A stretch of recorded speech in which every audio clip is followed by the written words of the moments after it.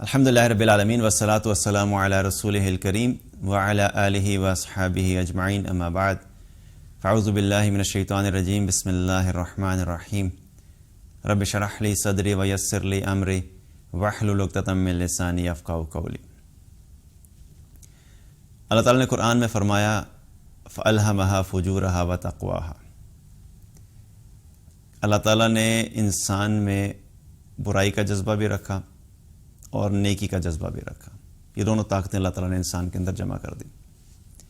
اور ایک اور جگہ کیا فرمایا وَهَدَيْنَاهُ النَّجْدَيْنِ، اور کیا ہم نے تمہیں دو راستے نہیں دکھا دیے، یعنی ایک راستہ وہ ہے جو جنت کی طرف جانے والا ہے اور ایک راستہ وہ ہے جو جہنم کی طرف جانے والا ہے۔ دونوں راستے ابھی اللہ تعالیٰ نے دکھا دیے۔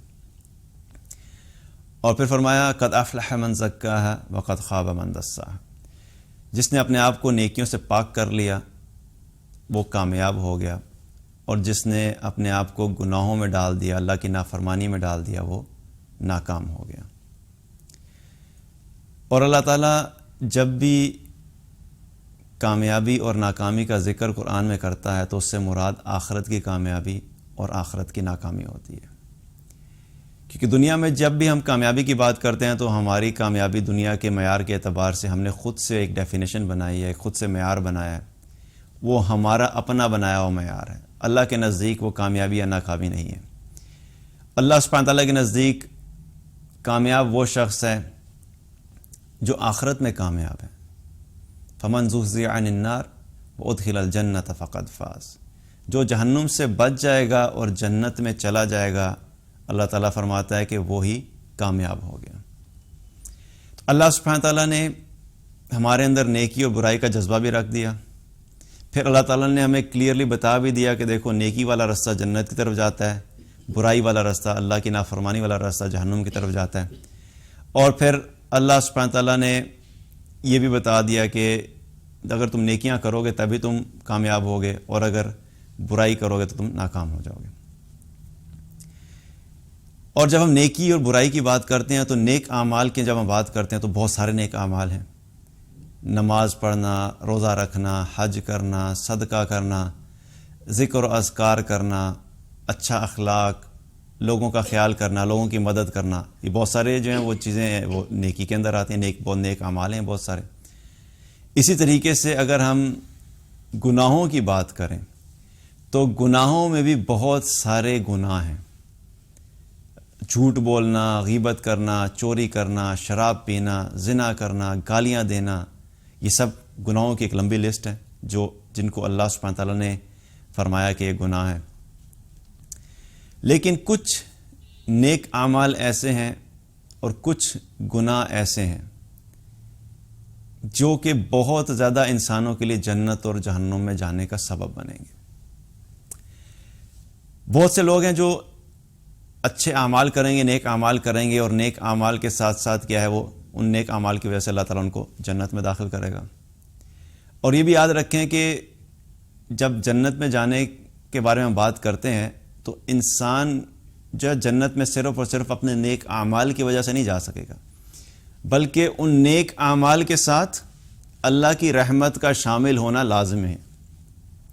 اگر انسان یہ سوچے کہ میں نے اتنے سارے نیک اعمال کیے تو اب میرے پاس گارنٹی موجود ہے، تو پھر تو انسان جو ہے دنیا کے اندر اپنی جنت خود ہی کنفرم کر لے۔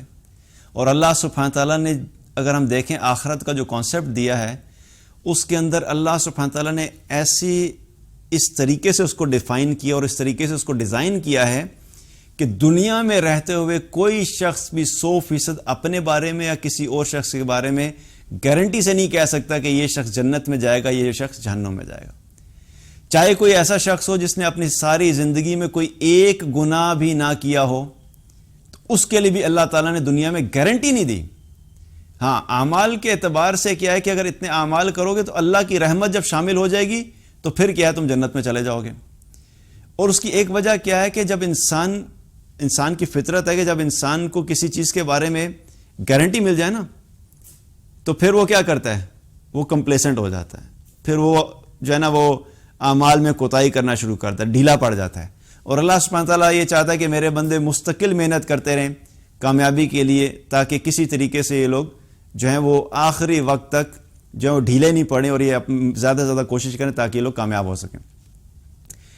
تو اللہ کی رحمت کا ساتھ شامل ہونا وہ لازمی ہے. اسی طریقے سے گناہوں کی بھی جب ہم بات کریں تو گناہ بھی بہت سارے ایسے ہیں کہ جو انسان کو جہنم میں لے جانے کا سبب بنیں گے. اور انہی چیزوں کے متعلق ایک حدیث ہے جس کے بارے میں آج ہم بات کریں گے. مین جو ٹاپک ہمارا ہے وہ کیا ہے؟ ترمذی کی روایت ہے، ایک مرتبہ ایک شخص آیا اور آ کر نبی صلی اللہ علیہ وسلم سے سوال کیا کہ اللہ کے رسول، کس چیز کی وجہ سے لوگ سب سے زیادہ جنت میں داخل ہوں گے؟ تو آپ صلی اللہ علیہ وسلم نے فرمایا تقوی اللہ و حسن الخلق، اللہ کا ڈر اور حسن اخلاق، اچھا اخلاق. پھر اس شخص نے سوال کیا اللہ کے رسول، کس چیز کی وجہ سے لوگ سب سے زیادہ جہنم میں داخل ہوں گے؟ تو آپ صلی اللہ علیہ وسلم نے فرمایا الفم والفرج، زبان اور شرمگاہ، یعنی زبان اور شرمگاہ کے غلط استعمال کی وجہ سے. یہ ایسا ہی ہے کہ انسان جب اپنی زندگی میں اعمال کرتا ہے، نیک اعمال بھی کرتا ہے، کچھ لوگ ہیں برے اعمال بھی کرتے ہیں، گناہ بھی کرتے ہیں. ہم میں سے کسی کو نہیں پتا کہ اللہ کے نزدیک ہمارا کون سا عمل قبول ہوگا اور کون سا ایسا عمل ہوگا جو اللہ کی رضا کا سبب بن جائے اور اللہ سبحانہ تعالیٰ اس عمل کی وجہ سے ہمیں جنت میں داخل کر دے. ہم میں سے کسی کو نہیں پتا. وہ کوئی چھوٹی سے چھوٹی نیکی بھی ہو سکتی ہے جو اللہ تعالیٰ چھوٹی سے چھوٹی نیکی کو قبول کر کے جنت میں بھیج دے، اور عین ممکن ہے کہ کوئی بہت بڑی نیکی ہم نے کی ہے لیکن اس کے باوجود وہ نیکی ہمارے لیے جنت میں جانے کا سبب یا ذریعہ نہ بنے. یہ تو اللہ کا فیصلہ ہے. اللہ سبحانہ تعالیٰ خود فیصلہ کرے گا کہ کون سے بندے کو کن اعمال کی وجہ سے جنت میں لے کر جانا ہے اور کون سے اعمال ہیں جو جہنم میں لے جانے والے ہیں. بہرحال ہمیں ایک لسٹ بتا دی گئی کہ یہ اعمال ہیں نیک ہیں اور یہ اعمال جو گناہ والے ہیں. لیکن یہاں پہ آپ یوں سمجھ لیں کہ جب ہم، اس کی ایگزامپل ایسا ہی ہے کہ جب ایگزامز کے لیے پریپریشن کر رہے ہوتے ہیں تو کوئی ایک سبجیکٹ ہے، مثال کے طور پہ میتھمیٹکس کی ایگزامپل لے لیں. اب میتھمیٹکس کے ٹیچر سے اسٹوڈنٹس پوچھتے ہیں، میتھمیٹکس کے ٹیچر نے اسٹوڈنٹس کو دیا ہوتا ہے کہ بھئی ایگزام کے اندر یہ ساری بک آئے گی، اس ساری بک میں سے کسی چیز سے بھی ایگزام ہو سکتا ہے. تو اس کا مقصد کیا ہوتا ہے کہ تیاری پھر آپ نے کرنی ہے، پوری کتاب سے آپ نے ساری تیاری کرنی ہے. لیکن جب اسٹوڈنٹس کہتے ہیں کہ سر ہمیں ایٹ لیسٹ بتا دیں ان میں سے امپورٹنٹ جو ہیں وہ چیپٹرز کون سے ہیں، تو ٹیچر ان کی آسانی کے لیے کیا کرتا ہے کہ اس طرح کرنا کہ تم لوگ یہ chapter number 1، chapter number 5، chapter number 7، یہ 3 چیپٹرز تم نے کسی حال میں نہیں چھوڑنے. تو اس کا مقصد کیا ہوتا ہے؟ اس کا مقصد یہ ہوتا ہے کہ بچوں کو ایک انڈائریکٹلی آئیڈیا مل جاتا ہے کہ اس کا مطلب ہے کہ ایگزام کے اندر جو ہے اس میں سے کویسچنز آئیں گے. اب یہ ٹیچر کیا کر رہے ہیں؟ ٹیچر اپنے اسٹوڈنٹس کو تھوڑا سا ہیلپ آؤٹ کرنا چاہ رہا ہے کہ کسی طریقے سے کامیاب ہو جائیں. کھلے طور پہ بھی نہیں بتا سکتا کہ پیپر ہی آؤٹ ہو جائے گا، وہ تو ایتھکس کے بھی خلاف ہے. لیکن صرف ان کو آئیڈیا دینے کے لیے تو اس سے کیا ہوتا ہے کہ پھر کیا کرتے ہیں وہ 3 چیپٹرز جو ہے نا وہ بہت اچھے طریقے سے تیار کرتے ہیں. لیکن اس کا مطلب یہ نہیں ہوتا کہ اب 3 چیپٹرز اچھے طریقے سے تیار کیے اور باقی جو 10 چیپٹرز ہیں ان کو چھوڑ دیا. آپ نے وہ بھی پریپیئر کرنا ہے، لیکن یہ 3 چیپٹرز ایسے ہیں ان کو خاص طور پہ تیار کرنا کیونکہ ان میں سے سوال آنے کے چانسز زیادہ ہیں، اور اچھی تیاری ہوگی تو چانسز یہ ہیں کہ تمہارا پیپر بھی اچھا ہو جائے گا اور تم اچھے مارکس لے لو گے.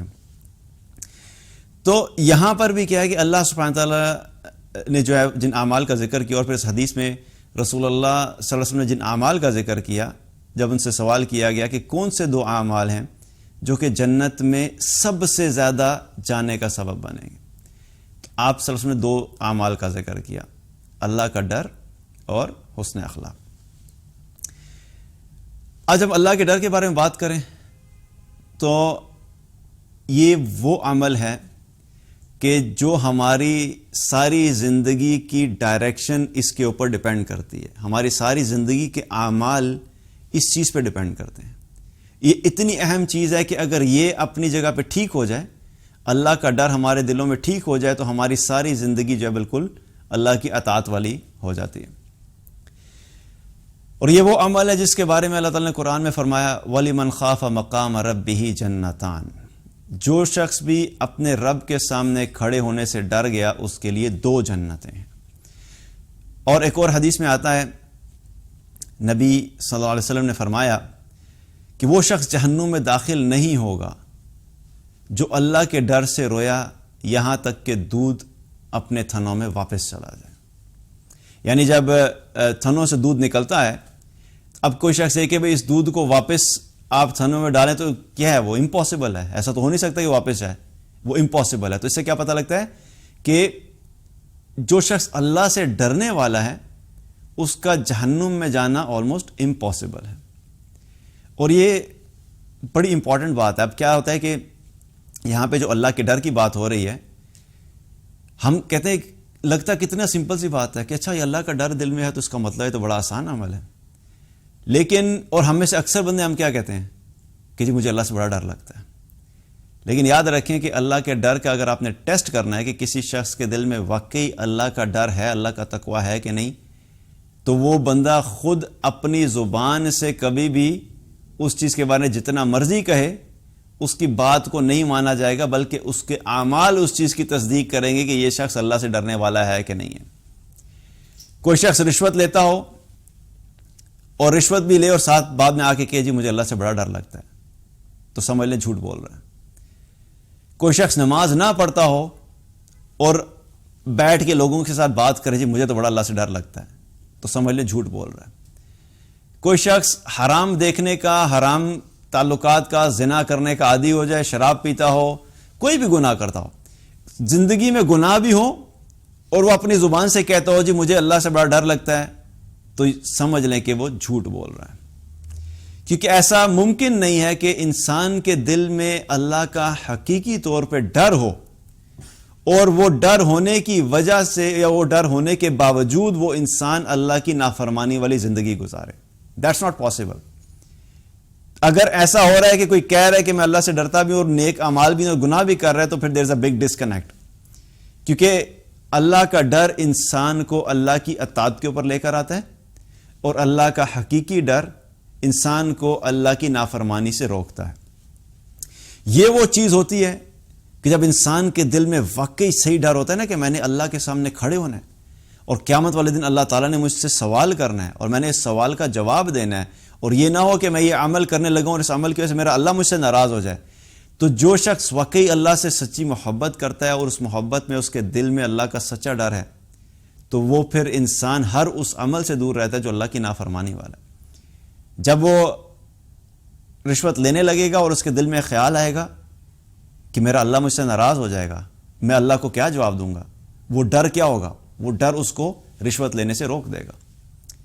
وہ کسی کا ناحق مال کھانے لگا ہے، اچانک اس کو خیال آ جائے گا کہ اللہ کو میں کیا جواب دوں گا، وہ اس سے رک جائے گا. کوئی شخص چوری کرنے لگا ہے، اس کے دل میں خیال آ گیا کہ اللہ کا ڈر آ گیا، وہ اس سے رک جائے گا. زنا کرنے لگا ہے، اللہ کا حقیقی ڈر اس کے دل میں رک جائے گا. اب ایسا نہیں ہے کہ کسی شخص کے دل میں اللہ کا ڈر ہے اور وہ اس کے اندر گناہ کی رغبت نہیں ہوگی. اللہ سبحانہ تعالیٰ نے انسان کو ایسا بنایا ہے کہ شروع میں جو آیت پڑھی کہ گناہ اور نیکیوں کا جذبہ انسان کے اندر موجود ہے، لیکن یہ اللہ کا ڈر جتنا سٹرونگ ہوتا ہے، جتنا زیادہ ہوتا ہے، انسان کو اللہ کی نافرمانی کے اگینسٹ سے فائٹ کرتا ہے. تو ہمارے اندر کی جو جنگ ہوتی ہے نا کہ نفس ہو گیا یا شیطان ہو گیا، جب بھی گناہ کی طرف رغبت کرتا ہے تو پھر وہ یہ والی ساری چیزیں اینٹی باڈیز کے طور پہ کام کرتی ہیں. آج کل چونکہ کووڈ کا ایک ہر چیز کے اندر کووڈ کی بات کی جا رہی ہے، تو کووڈ کے اندر بھی کیا ہو رہا ہے، اب جو ویکسینیشن لگائی جا رہی ہے وہ ویکسینیشن کیا کرتی ہے، وہ جا کے باڈی کے اندر اینٹی باڈیز کریٹ کرتی ہے. یعنی کووڈ کا جو وائرس ہے، اس وائرس سے فائٹ کرنے کے لیے ہمارے باڈی کے اندر جو اینٹی باڈیز ہونی چاہیے اور وہ نہیں ہے، تو کیا ہوتے ہیں، وہ باڈی ان سے فائٹ ہی نہیں کر سکتی. تو ویکسینیشن کے ذریعے سے کیا کیا جا رہا ہے کہ جو تھیوری ہے وہ یہ کہتی ہے، باقی واللہ علم، اللہ بہتر جانتا ہے کہ حقیقت کیا ہے، لیکن تھیوری یہ کہتی ہے کسی بھی چیز کے لیے، کووڈ ہو گیا، کوئی بھی وائرس ہو گیا، ویکسینیشن کیا کام کرتی ہے کہ وہ آپ کے اندر اینٹی باڈیز ایسی کریٹ کرتی ہیں جو کہ اس وائرس کے اگینسٹ فائٹ کرتی ہے، اور پھر کیا ہے کہ وہ انسان کے لیے وہ اتنا نقصان دہ نہیں رہتا.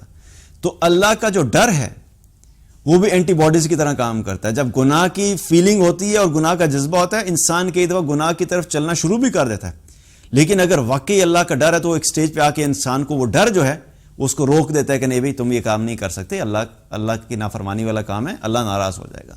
تو اس وجہ سے یہ ظاہری طور پہ سننے میں بہت آسان عمل ہے، لیکن حقیقت میں دیکھا جائے تو اگر یہ ایک ٹھیک ہو جائے تو ہمارے معاشرے کے اندر انفرادی طور پہ جو ہمارے اندر نافرمانیاں اور گناہ ہیں اور جو غلط کام ہیں، یا پھر اجتماعی طور پہ جو گناہ اور غلط کام ہو رہے ہیں، وہ سارے کے سارے کیا ہوں گے؟ وہ ختم ہو جائیں گے، صرف ایک اس عمل کی وجہ سے۔ اس لیے اس عمل کی بہت بڑی ویلیو، اور اس لیے بہت زیادہ لوگ جو ہیں وہ جنت میں جو جائیں گے، ان کی ایک وجہ یہ ہوگی کہ وہ زیادہ تر وہ لوگ ہوں گے جن کے اندر اللہ کا ڈر ہوگا، اور اللہ کا ڈر اگر آ گیا تو پھر نیچرلی انسان سارے وہ اعمال کرنا شروع ہو جاتا ہے جو اللہ کی فرما برداری والے ہیں، اور ان تمام اعمال سے دور ہو جاتا ہے جو کہ اللہ کی نافرمانی والے ہیں، اور پھر کیا ہے کہ اس کی جنت میں جانے کی پروبیبلٹی بڑھ جاتی ہے۔ دوسری چیز جس کے بارے میں آپ صلی اللہ علیہ وسلم نے فرمایا کہ سب سے زیادہ جو جنت میں جانے کا سبب بنے گا عمل، وہ کیا ہے؟ وہ ہے حسن اخلاق، اچھا اخلاق۔ اور اچھے اخلاق کے بارے میں آپ صلی اللہ علیہ وسلم نے ایک حدیث میں فرمایا کہ قیامت والے دن بندہ مومن کے میزان میں جو سب سے وزنی عمل رکھا جائے گا وہ اس کا اچھا اخلاق ہوگا۔ میزان کے اندر اعمال کاؤنٹ نہیں کیے جائیں گے، وہ تولے جائیں گے۔ میزان کا کانسیپٹ یہ ہوتا ہے، کاؤنٹنگ جو ہوتی ہے وہ ایک ڈیفرنٹ سکیل ہے، لیکن جو ویٹ کرنا ہوتا ہے، وزن کرنا ہوتا ہے، وہ ایک ڈیفرنٹ سکیل ہے۔ بہت ساری ایسی چیزیں ہوتی ہیں کہ پاکستان میں اگر ہم جائیں فروٹ خریدنے کے لیے تو کیلا کیا ہے؟ کیلا ہمیں وہاں پہ گنتی کے حساب سے ملتا ہے، وہ کہتا ہے بھائی ایک درجن جو ہے وہ 100 روپے کا، 12 کیلے 100 روپے کے۔ لیکن اس مڈل ایسٹ ریجن میں اگر آپ آئیں تو آپ کو کیلا کیا وہ کاؤنٹنگ کے ساتھ نہیں ملتا، وہ تول کے ملتا ہے، وہاں پہ کہتے ہیں 1 کلو کیلا جو ہے وہ اتنے کا۔ تو قیامت والے دن جو ہے اعمال کاؤنٹ نہیں ہوں گے، قیامت والے دن اعمال کا وزن ہوگا، اور پھر کچھ اعمال ایسے ہوں گے جو ہلکے ہوں گے وزن میں، شاید کرنے میں بہت زیادہ ہوں لیکن ان کا وزن ہلکا ہے۔ کچھ اعمال ایسے ہیں کہ جن کا عمل جو ہے، جن کا وزن جو ہے وہ بہت زیادہ ہے، اور اچھے اخلاق بھی وہ عمل ہے کہ جن کا وزن بہت زیادہ ہوگا۔ تو یہ بھی ایک عمل ہمیں پتہ لگتا ہے حدیث سے کہ جو حسن اخلاق ہے قیامت والے دن اس کا وزن بہت زیادہ ہوگا۔ اسی طریقے سے ایک اور حدیث میں آتا ہے، نبی صلی اللہ علیہ وسلم نے فرمایا کہ قیامت والے دن مجھے سب سے زیادہ محبوب اور میرے سب سے زیادہ قریب وہ شخص ہوگا جس کا اخلاق اچھا ہوگا۔ آپ سوچیں سبحان اللہ، ہم سب کی خواہش ہے کہ قیامت والے دن ہم سب رسول اللہ صلی اللہ علیہ وسلم کے ساتھ ہوں، ان کے قریب ہوں۔ یاد رکھیے کہ جتنی بھی خواہشات ہم آخرت کے اعتبار سے اپنے اندر کیری کرتے ہیں کہ آپ صلی اللہ علیہ وسلم کا ساتھ ملے، آپ صلی اللہ علیہ وسلم کے ہاتھوں سے حوض کوثر کا پانی ملے، میدان محشر میں عرش کا سایہ نصیب ہو، پل صراط سے ہم بجلی کی تیزی کی طرح گزر جائیں، جنت میں داخلہ ہو، جنت میں بھی جنت الفردوس ملے، ان سب چیزوں کو حاصل کرنے کے لیے، کامیابیوں کو حاصل کرنے کے لیے صرف خواہش کافی نہیں ہے، بلکہ ہر چیز کے لیے اعمال ہیں، اور جس چیز کی قیمت جتنی زیادہ ہے اس کے لیے پھر عمل بھی اتنا ہی مشکل ہے۔ اچھا اخلاق کوئی آسان عمل نہیں ہے، نماز پڑھنا آسان ہوتا ہے لیکن اچھا اخلاق جو ہے وہ مشکل کام ہوتا ہے۔ تو یہاں پہ کیا پتہ لگ رہا ہے کہ آپ صلی اللہ علیہ وسلم کیا فرما رہے ہیں کہ قیامت والے دن وہ شخص رسول اللہ صلی اللہ علیہ وسلم کو سب سے زیادہ محبوب ہوگا جس کا اخلاق اچھا ہوگا، اور وہ آپ کے سب سے زیادہ قریب ہوگا جس کا اخلاق اچھا ہوگا۔ آپ سوچیں یہاں پہ نماز والوں کی بات نہیں ہو رہی کہ جس نے نمازیں پڑھی ہوں گی، جس نے روزے رکھے ہوں گے، جس نے قرآن جو ہے وہ ہر مہینے میں 2-3 ختم کیے ہوں، مکمل کیے ہوں گے، جس نے ذکر و اذکار کیا ہوگا، جس نے صدقات کیے ہوں گے۔ نہیں، سب سے زیادہ محبوب اور سب سے زیادہ قریب کرنے والے کون سے اعمال ہیں؟ اچھا اخلاق۔ اور اسی طریقے سے ایک اور حدیث میں آتا ہے، آپ صلی اللہ علیہ وسلم نے فرمایا کہ میں اس شخص کے لیے جنت کے بلند ترین مقام پر ایک گھر کی ضمانت دیتا ہوں جس کا اخلاق اچھا ہے۔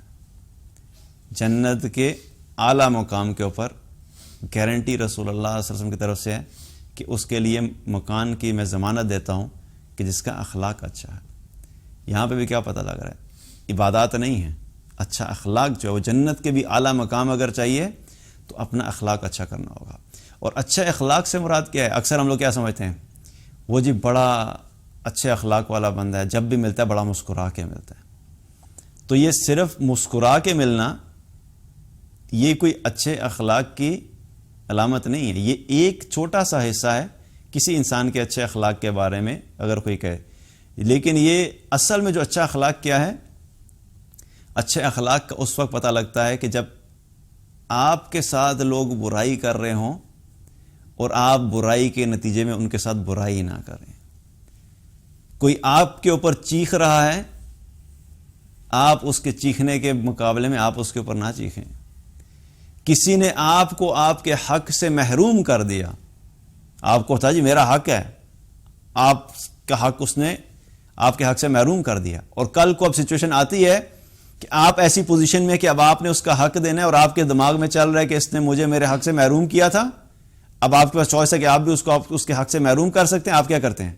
نہیں, میں اس کو اس کے حق سے محروم نہیں کروں گا. آپ اس کو اس کا حق ادا کر دیتے ہیں.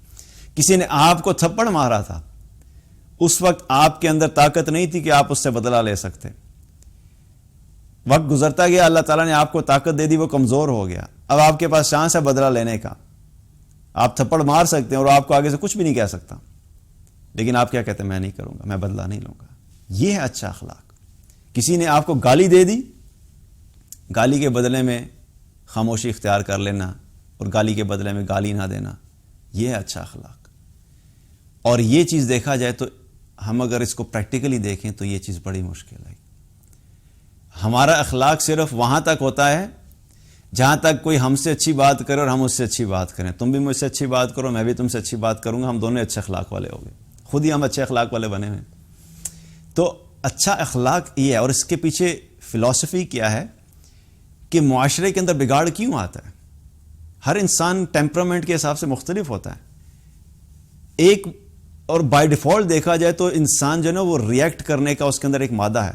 ذرا سا کوئی انسان آپ کے اوپر تنقید کرے گا تو انسٹنٹ کیا ریئیکشن ہوتا ہے؟ فوراً آپ کو ایسی چیز بولیں گے جو اس کے اندر تنقید والی ہے. کوئی آپ کو آپ کی برائی کے بارے میں بتائے گا کہ تم ایسے کام کیوں کرتے ہو, آپ اس کی کسی برائی کو ذہن میں رہ کے بیٹھے ہوں گے, تم بھی تو ایسا کام کرتے ہو. یہ انسانی فطرت ہے. تو یہ کیا ہے؟ یہ اخلاق کا بیڑا غرق. اور اس کا نقصان کیا ہوتا ہے؟ اس کی وجہ سے لڑائیاں ہوتی ہیں, اس کی وجہ سے نفرتیں پھیلتی ہیں, اس کی وجہ سے دشمنیاں ہوتی ہیں, اس کی وجہ سے تعلقات ٹوٹتے ہیں, اس کی وجہ سے گھرانے تباہ ہوتے ہیں, اس کی وجہ سے خاندان تباہ ہوتے ہیں, پورے کا پورا معاشرہ تباہ ہوتا ہے. کیوں؟ کہ دونوں طرف سے ایک ہی طرح سے ریئیکشن ہو رہا ہے. لیکن بڑا شخص وہ ہے, کامیاب شخص وہ ہے, اعلیٰ مقام اس کے لیے ہے کہ جو اپنے آپ کو نارم سے الگ رکھے. ہم اکثر باتوں میں کہتے ہیں سوسائٹی میں جی ایسے ہی چلتا ہے. تو اگر آپ بھی سوسائٹی میں ویسے ہی چلیں گے جیسے ساری سوسائٹی چل رہی ہے, تو پھر قیامت والے دن نبی صلی اللہ علیہ وسلم کا ساتھ بھول جائیں, آپ صلی اللہ علیہ وسلم کا قرب بھول جائیں. جنت کا اعلیٰ مقام آپ کے لیے نہیں ہے, یہ ان چند لوگوں کے لیے ہے جو سارے معاشرے کی طرح زندگی نہیں گزار رہے کہ سارے ویسے ہی کرتے تو ہم بھی ویسے ہی کر رہے ہیں. یہ وہ چند لوگ ہوں گے کہ جو معاشرے سے الگ زندگی گزارتے ہیں. ان کے اندر تحمل ہے, ان کے اندر صبر ہے, ان کے اندر ریئیکشن کرنے کا, بدلہ لینے کا اور برائی کا جواب برائی سے دینے کا جو ہے وہ مادہ نہیں, وہ اپنے آپ کو کنٹرول کرتے ہیں. تو دوسری چیز کیا پتہ لگی؟ اچھا اخلاق جو ہے وہ جنت میں سب سے زیادہ جانے کا سبب بنے گا. اور اس کا ایک اس اعتبار سے بھی دیکھا جائے کہ جب نامہ اعمال میں نیک اعمال تولے جائیں گے تو ہو سکتا ہے کہ ہم نے اپنی ساری زندگی میں 20 سال کوئی ایسا عمل کیا ہو جو چھوٹا عمل تھا لیکن ہم نے کنسسٹنسی سے کیا, اور اس کا جو رکھا گیا تو وزن تھوڑا سا نکلا. لیکن ہمارا اخلاق اچھا تھا تو وہ اتنا زیادہ تھا کہ اس کو رکھا کہ نامہ اعمال نیکیوں والا پلڑا بھاری ہو گیا اور انسان کے لیے جنت کا سرٹیفکیٹ مل گیا اس کو, اور وہ جنت میں چلا گیا. تو اس کا وزن بھی بہت زیادہ ہے, اور اس وجہ سے کیا ہے کہ بہت سارے لوگ جو ہیں اس وجہ سے بھی جنت میں جائیں گے. اور اس طرح دیکھا جائے ان دو اعمال میں ایک اور چیز پتہ لگتی ہے. اللہ تعالیٰ نے حقوق اللہ اور حقوق العباد دونوں کو اکٹھا کر دیا. پہلا عمل کیا تھا؟ جنت میں سب سے زیادہ جانے کا سبب اللہ کا ڈر. اور دوسرا عمل کیا ہے؟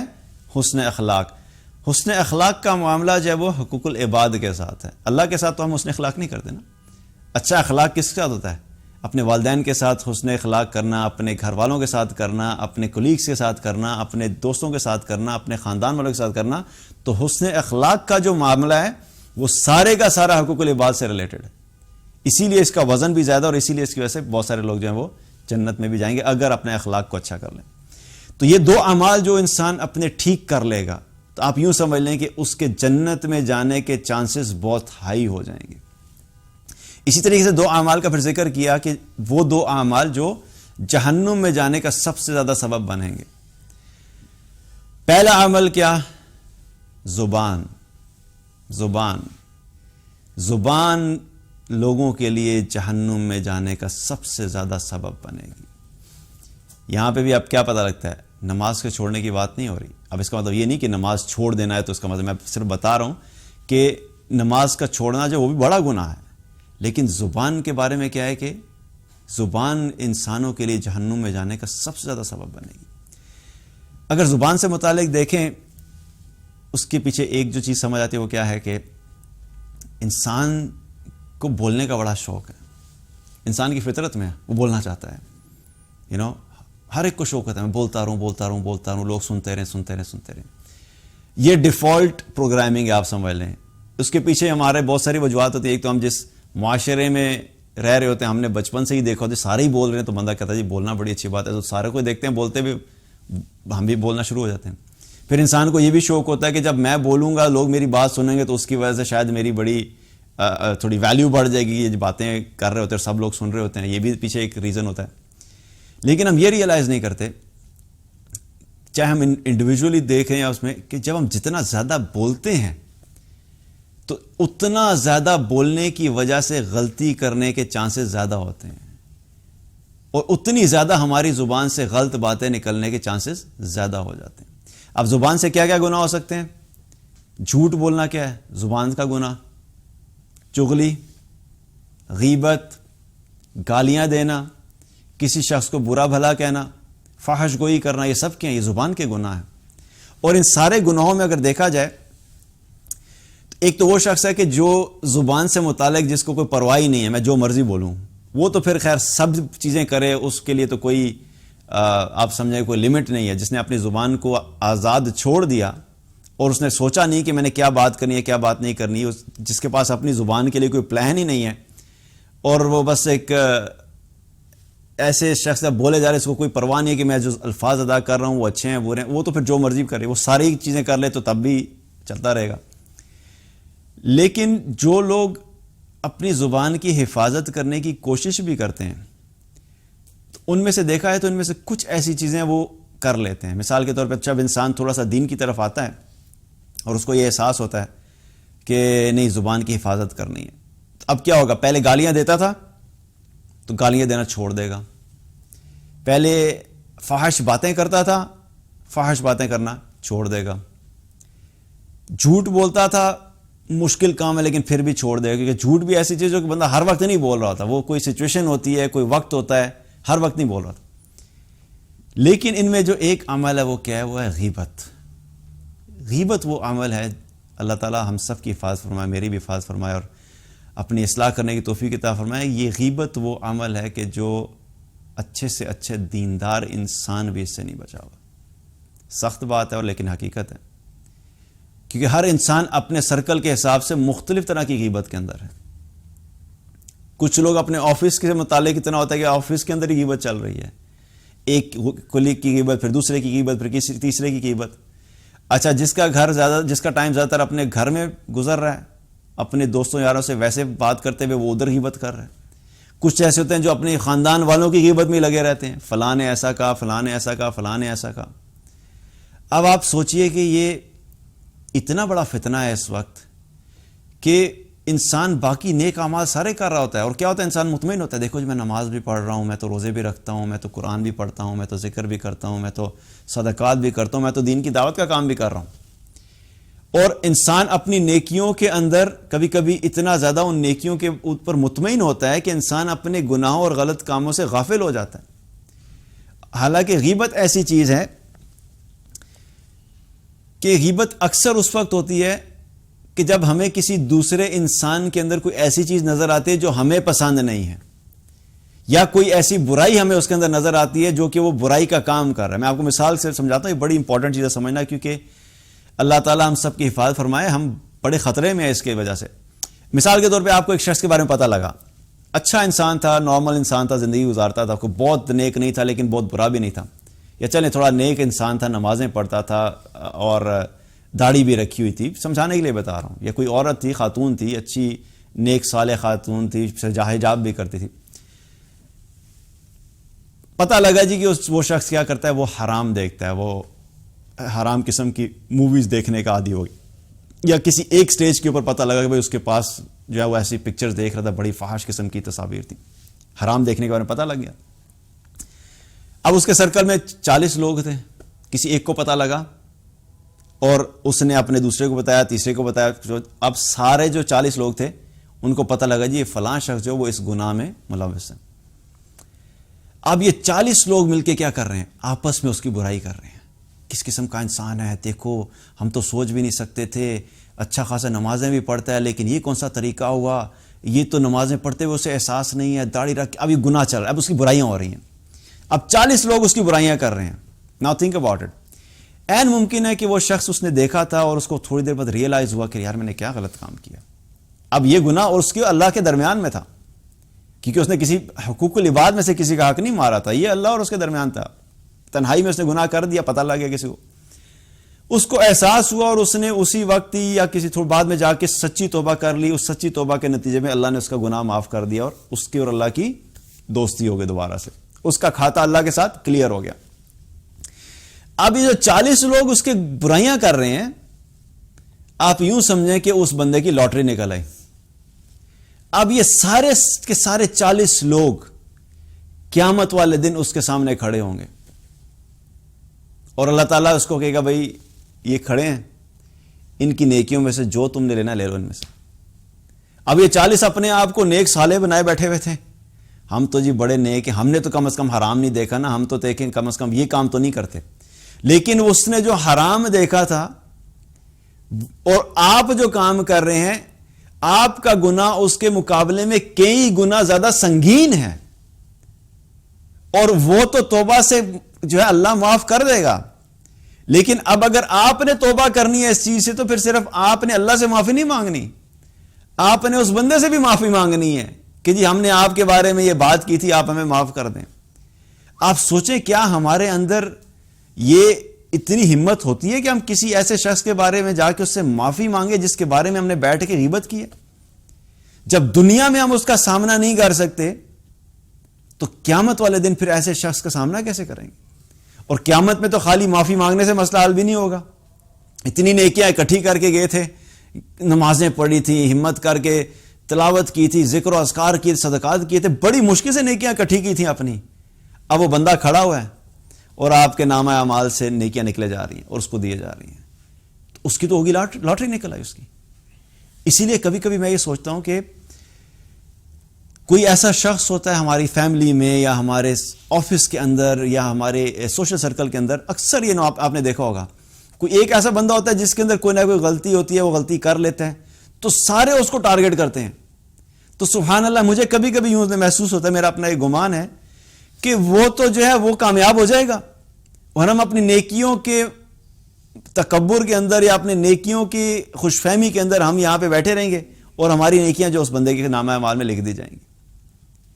تو غیبت اس اعتبار سے بڑا خطرناک چیز ہے کہ جو زبان جو ہے, اس زبان کے اندر جتنے بھی گناہ ہوتے ہیں ان میں یہ گناہ وہ ہے جس سے ایک تو اکثریت انسانوں کی بچی ہوئی نہیں ہے, اور دوسرا یہ آخرت میں جا کے اس کا جتنا بڑا نقصان ہے ہم اس کو ریئلائز نہیں کرتے. اسی لیے ہمیں ایک اصول دیا گیا نا, زبان کو استعمال کرنے کا بھی ہمیں اصول دیا گیا دین میں. آپ صلی اللہ علیہ وسلم نے کیا فرمایا کہ اچھی بات کرو یا خاموش رہو. یہ بیسک پرنسپل ہے بات کرنے کا. اگر ہم سیکھ جائیں یہ چیز تو ہم بہت ساری خرافات سے اور بہت سارے جو زبان کے گناہ ہیں ان سے ہم بچ جائیں. جب بھی بات کرنے لگیں تو اپنے بارے میں سوچ لیں کہ اب یہ بات جو کرنے لگا ہوں یہ اچھی بات ہے یا بری بات ہے. اگر اچھی بات ہے تو کر دیں, بری بات ہے تو کیا ہو جائیں, خاموش ہو جائیں. کیونکہ اگر ہم اس اصول کو اپنا لیں تو آپ یقین جانیں کہ ساری دنیا کے اندر خاموشی ہو جائے گی, کلو خاموشی. کیونکہ اچھی باتیں ہمارے پاس ہوتی ہی کام ہے کرنے کے لیے, اور بری بات کرنے سے ہم اپنے آپ کو روک لیں تو کیا ہوگا, سارے گھرانوں کے اندر خاموشی ہو جائے گی, کوئی باتیں نہیں ہو رہی ہوں گی. تو اس اصول کو اپنی زندگی کا ایسا بنائیں کہ اچھی بات ہے تو ٹھیک ہے کروں گا, نہیں ہے تو بہتر ہے خاموش رہو, کوئی بات کرنے کی ضرورت نہیں. تو پہلا عمل جو جہنم میں سب سے زیادہ جانے کا سبب بنے گا وہ کیا ہوگا, وہ زبان ہوگی. اور دوسرا کیا ہے, شرمگاہ کا غلط استعمال. اللہ تعالیٰ نے انسانوں کے اندر مختلف قسم کی ضروریات رکھی ہیں. ہماری باڈی کی کچھ نیڈز ہوتی ہیں, کچھ ریکوائرمنٹس ہیں. ہمیں بھوک لگتی ہے, بھوک ختم کرنے کے لیے ہمیں کھانا چاہیے. کھانا جب تک نہیں ملے گا ہماری باڈی بے چین رہے گی, ہمیں جو نا وہ کھانا کھانا ہے. سخت پیاس لگی ہوئی ہے, اب پیاس جس شخص کو لگی ہے اس کے سامنے آپ لا کے چکن قورمہ اور گرلڈ چکن اور اچھے اچھے کھانے لا کے رکھ دیں، وہ نہیں کہے گا کہ مجھے کھانا نہیں چاہیے، مجھے پانی چاہیے۔ پانی کی پیاس صرف پانی ہی بجھا سکتا ہے، آپ دنیا کی کوئی اور چیز دیں گے اس کی ضرورت پوری نہیں ہوگی۔ اسی طریقے سے اپنے فزیکل ڈیزائرز کو پورے کرنے کے لیے اللہ تعالیٰ نے ہر انسان کے اندر رکھے، ہر مرد کے اندر، ہر عورت کے اندر، لیکن اللہ سبحانہ تعالیٰ نے اس کو پورا کرنے کا طریقہ بھی بتایا۔ یہ اللہ کی بڑی رحمت ہے۔ میں کبھی کبھی بات کرتا ہوں تو یہ اللہ کی اتنی بڑی رحمت ہے کہ اللہ تعالیٰ نے یہ خود خواہش انسانوں کے اندر رکھی، اور پھر یہ نہیں کہا، اگر اللہ تعالیٰ یوں کہتے بھائی خواہش تو رکھی ہے لیکن پوری نہیں کر سکتے تو پھر مارے گئے تھے نا، کیا کر سکتے؟ ہم کچھ نہیں کر سکتے، اللہ کے حکم کو تو چیلنج نہیں کیا جا سکتا، لیکن اللہ تعالیٰ رحمان رحیم ہے کہ اللہ نے وہ خواہش رکھی اور پھر اس خواہش کو پورا کرنے کا ایک طریقہ بتایا کہ دیکھو یہ نکاح ہے، نکاح کرو اور اپنی خواہش کو پورا کرو حلال طریقے سے۔ اب بہت سارے لوگ کیا ہوتے ہیں، وہ اس حلال طریقے سے نکل کے حرام طریقے کی طرف چلے جاتے ہیں، اور ان کی زندگیوں میں کیا ہوتا ہے؟ زنا ہوتا ہے۔ اب یہ شرمگاہ کے غلط استعمال سے مراد کیا ہے کہ جو اللہ نے حلال طریقہ دیا تو اس کو چھوڑ کے حرام طریقے کی طرف چلے گئے۔ اب جب انسان کوئی بھی زنا کی طرف جاتا ہے تو اس بارے میں اس کو پتہ ہونا چاہیے، ایک تو یہ زنا جو ہے اکبر الکبائر میں سے ہے۔ 3 بڑے گناہ جن کا ذکر اللہ تعالیٰ نے سورہ الفرقان میں کیا، شرک کا ذکر کیا، قتل کا ذکر کیا اور زنا کا ذکر کیا، یہ 3 بڑے گناہوں میں سے ہے۔ اور یہ وہ چیز ہے جس کے بارے میں نبی صلی اللہ علیہ وسلم نے فرمایا کہ زنا کرنے والا حالت زنا میں مومن نہیں ہوتا۔ اتنی خطرناک چیز ہے کہ جب کوئی شخص زنا کر رہا ہوتا تو زنا کرنے والا حالت زنا میں مومن نہیں ہوتا۔ آپ سوچیں کہ انسان اپنے آپ کو ایمان والا سمجھتا رہے، جی میں تو مسلمان ہوں، کبھی کبھی نماز بھی پڑھ لیتا ہوں، میرے اخلاق بھی بڑا اچھا ہے، میں غریبوں کا خیال بھی رکھتا ہوں، اور اس خوش فہمی میں زندگی گزار رہا ہے کہ جی میں جو ہے انشاءاللہ میں بھی جنت میں چلا جاؤں گا۔ اللہ تعالیٰ سب کو جنت میں داخل کرے، کسی کے بارے میں یہ نہیں کہنا چاہیے، لیکن یہاں پہ حدیث سے کیا پتہ لگ رہا ہے کہ جب انسان زنا کر رہا ہوتا ہے تو وہ حالت ایمان میں نہیں ہوتا، اس میں سے ایمان نکل جاتا ہے۔ اور ایک اور روایت میں کیا پتہ لگتا ہے، آپ صلی اللہ علیہ وسلم نے فرمایا کہ جب انسان زنا کرتا ہے تو اللہ سبحانہ تعالیٰ اس میں سے ایمان کو ایسے کھینچ کے نکال لیتا ہے جیسے تم لوگ اپنی قمیض کو اپنے اوپر سے اتار دیتے ہو۔ جب انسان قمیض اتارتا ہے تو کیا ہوتا ہے؟ بغیر قمیض کے تو ایمان بھی انسان کے اندر زنا کرتے ہوئے اللہ تعالیٰ ایسے ہی کھینچ کے باہر نکال دیتا ہے۔ اب وہ شخص اس وقت بغیر ایمان کے ہے۔ اب سوچیں کہ اگر اس حال میں اس کو موت آ جائے تو چند لمحوں کی لذت تھی، تھوڑی دیر کے لیے ایک انجوائمنٹ تھی، اس کو حاصل کرنے کے لیے اپنی آنے والی ساری زندگی کو برباد کر دی اور جہنم میں چلا گیا اگر اسی حالت میں چلا جاتا ہے تو کتنا بڑا نقصان ہے کہ انسان تھوڑی دیر کے لیے اپنی خواہش کو پورا کرنے کے لیے اپنے وہ کیا ہے کہ وہ ایسی زندگی میں جائے جو کہ جہنم میں جانے والی چیز ہے۔ تو دوسری چیز کیا فرمائی کہ شرمگاہ کو غلط استعمال، اور اس غلط استعمال میں صرف زنا نہیں ہے بلکہ ایک بہت بڑی جو فتنہ وہ کیا میسٹربیشن جو چیز، وہ بھی اپنے ہاتھ سے اپنی خواہش کو پورا کرنا، یہ بھی غلط چیز میں آتا ہے، یہ بھی حرام ہے۔ تو یہ بھی کیا ہے کہ حرام طریقے سے اپنی خواہش کو پورا کرنا۔ تو 2 اعمال جو سب سے زیادہ لوگوں کے لیے جہنم میں جانے کا سبب بنیں گے، وہ کیا؟ زبان کا غلط استعمال اور شرمگاہ کا غلط استعمال۔ اور اللہ سبحانہ تعالیٰ نے دیکھیے ہمیں جو دین دیا بڑا خوبصورت دین ہے، اللہ تعالیٰ نے اس دین میں ہر چیز کے لیے ایک راستہ بتایا ہے۔ ہمیں کیا کرنا ہے؟ ہمیں اس کا علم حاصل کرنا ہے اور ہمیں اپنے آپ کو باؤنڈ کرنا ہے کہ نہیں، مجھے صرف وہ کام کرنا ہے اور اپنے آپ کو ریسٹرکٹ کرنا ہے جس چیز کی اللہ نے اجازت دی ہے۔ میں اس سے باہر نہیں نکل سکتا، بیکاز اس سے باہر نکلنا ہلاکت ہے، بربادی ہے، ناکامی ہے، جہنم ہے۔ تو کیا ہے کہ 2 چیزیں یاد رکھنی کہ 2 وہ اعمال جو سب سے زیادہ جنت میں لے جانے والے وہ کیا ہیں؟ اللہ کا ڈر اور اچھا اخلاق۔ اور 2 اعمال جو سب سے زیادہ جہنم میں لے جانے والے ہیں وہ کیا ہے؟ ایک اپنی زبان کا غلط استعمال اور ایک شرمگاہ کا غلط استعمال۔ اللہ تعالیٰ سے دعا ہے کہ اللہ تعالیٰ ہم سب کو ایمان عطا فرمائے، تقوی عطا فرمائے، اپنا سچا ڈر نصیب فرمائے، اچھا اخلاق عطا فرمائے، اور اللہ سبحانہ تعالیٰ ہم سب کی تمام گناہوں سے حفاظت فرمائے، اور بالخصوص ان 2 بڑے گناہوں سے حفاظت فرمائے۔ ہمیں اپنی زبان کی حفاظت کرنے کی توفیق عطا فرمائے، اپنی شرمگاہوں کی اور اپنی حیا کی حفاظت کرنے کی توفیق عطا فرمائے۔ بارک اللہ علیکم۔ السلام علیکم ورحمۃ اللہ وبرکاتہ۔